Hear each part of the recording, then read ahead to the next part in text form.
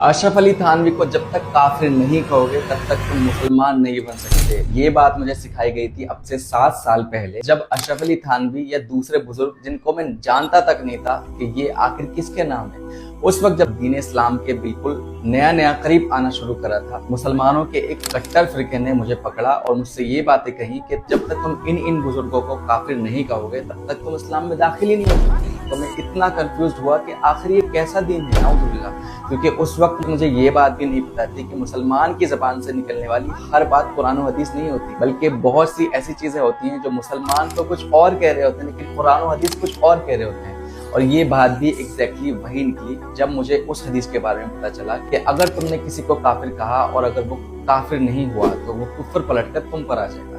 اب آپ اندازہ لگائیے کہ ایک نان مسلم جو اسلام کو قبول کرتا ہے، اس کے بعد میں اسے یہ بات بتائی جائے کہ مسلمانوں میں ہی کافر گھوم رہے ہیں، تو کیا وہ سمجھے گا کہ جب یہ آپس میں ایک دوسرے کو کافر کہہ رہے ہیں تو میرا کیا حشر ہوگا؟ اگر اسی ڈر سے وہ نان مسلم واپس سے اسلام چھوڑ دے تو کیا آپ کو نہیں لگتا کہ اس کے ذمہ دار وہ سب لوگ ہیں جو ایک دوسرے کو کافر کے فتوے دے رہے ہیں؟ بندہ آج سے 7 سال پہلے نان مسلم تھا، مسلمان نہیں تھا، لیکن جب وہ مسلمانوں کے قریب آیا، اسلام کے قریب آیا، ان کا خود کا کہنا ہے کہ مجھے ایک کٹر فرقوں نے پکڑ لیا، یعنی کہ بریلویوں نے پکڑ لیا اور مجھے پکڑ کر کہنے لگا کہ فلاں فلاں کو تم کافر کہو.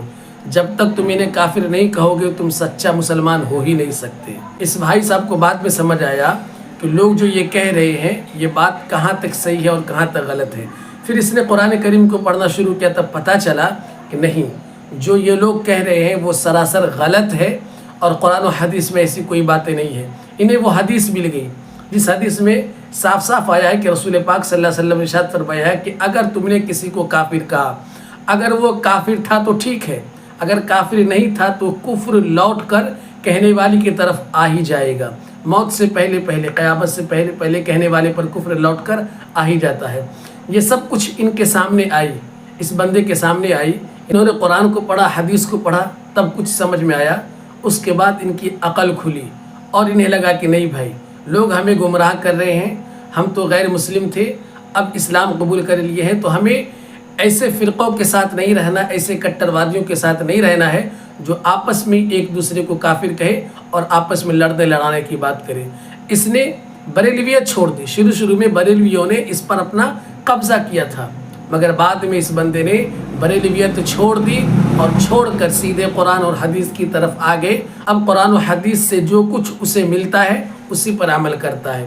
تو بھائی صاحب، ایک نان مسلم بندے کو جو مسلمان بنا اسے بھی سمجھ میں آ گیا یہ کٹرواد لوگ آپس میں لڑاتے ہیں، آپس میں ایک دوسرے کو کافر کہتے ہیں، یہ غلط ہے.